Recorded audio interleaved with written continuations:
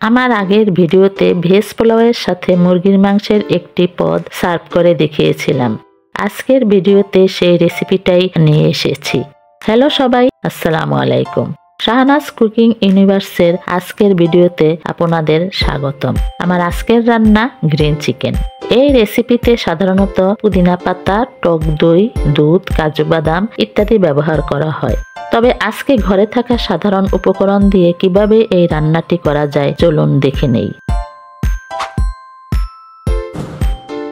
এই রেসিপির জন্য আমি নিয়েছি 1 কেজি মুরগির মাংস, 4-5টি মাঝারি সাইজের আলু, 2 টেবিল চামচ পেঁয়াজ বাটা, 1.5 টেবিল চামচ রসুন বাটা, 1 টেবিল চামচ কাঁচামরিচ বাটা, 1.5 টেবিল চামচ আদা বাটা, 1 টেবিল চামচ ধনিয়া পাতা বাটা, 5-6টি এলাচ, 4 টুকরা ছোট সাইজের দারচিনি, 5-6টা লবঙ্গ, 5-6টা গোলমরিচ, 2টা তেজপাতা। এখানে লবঙ্গ, এলাচ, গোলমরিচ থেতো করে নেওয়া যায়।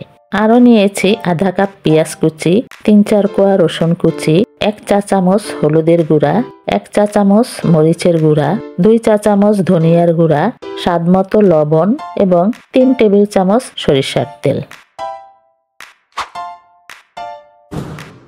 প্রথমেই মুরগির মাংসটা ভালোভাবে ধুয়ে পানি ঝরিয়ে নিয়েছি।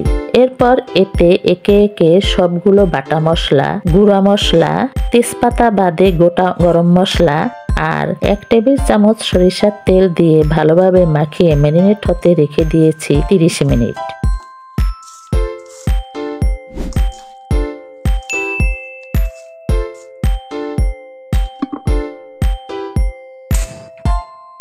এবার একটা ফ্রাই প্যানে 1 টেবিল চামচ সরিষার তেল দিয়ে এতে দিয়ে দিলাম আলুগুলো চাইলে স্কিপ করতে পারেন।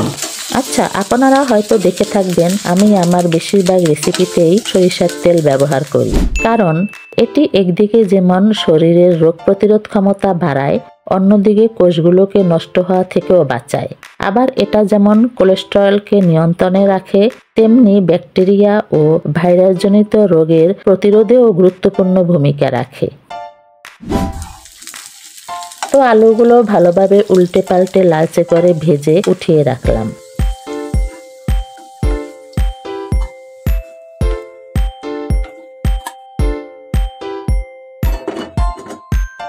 এবার ওই তেলের মধ্যে আরো 1 টেবিল চামচ তেল দিয়ে এতে দিয়ে দিলাম 2টা তেজপাতা, পেঁয়াজ কুচি ও রসুন কুচি।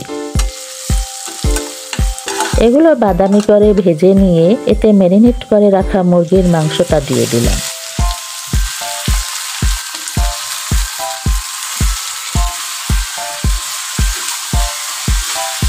কিছুক্ষণ ভেজে এরপর ঢাকা দিয়ে কষিয়ে নিলাম 8 থেকে 10 মিনিট।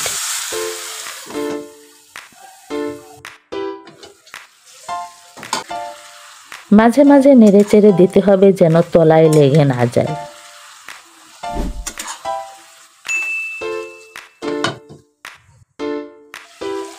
মাংস থেকে বের হওয়া পানিটা মোটামুটি শুকিয়ে গেলে দিয়ে দিলাম ভেজে রাখা আলুগুলো আর দিলাম কিছুটা গরম পানি। ঢাকা দিয়ে রান্না করে নিলাম মাংস আর আলু মোটামুটি সিদ্ধ হওয়া পর্যন্ত।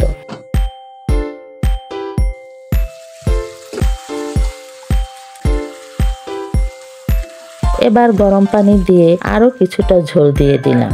পানি বেশি দেওয়া যাবে না, কারণ এই রেসিপিতে ঝোলটা হবে মাখা মাখা। এবার ঢাকা দিয়ে রান্না করে নিলাম ঝোলটা পরিমাণ মতো শুকিয়ে যাওয়া পর্যন্ত। রুটি, পরোটা, লুচি কিংবা ফ্রাইড রাইসের সাথে এটা খেতে অসাধারণ লাগবে। আমি এটা সার্ভ করেছিলাম সবজি পোলাওয়ের সাথে। এই পোলাওয়ের রেসিপিটা আমার চ্যানেলে দেওয়া আছে, আমি লিংক দিয়ে দিব, আপনারা চাইলে দেখে নিতে পারেন। ভিডিওটি ভালো লাগলে লাইক দেবেন আর নতুন নতুন রেসিপি পেতে চ্যানেলটা সাবস্ক্রাইব করে পাশের বেল আইকনটি অন করে অল করে রাখবেন। ভিডিওটি সম্পূর্ণ দেখার জন্য সবাইকে অনেক ধন্যবাদ।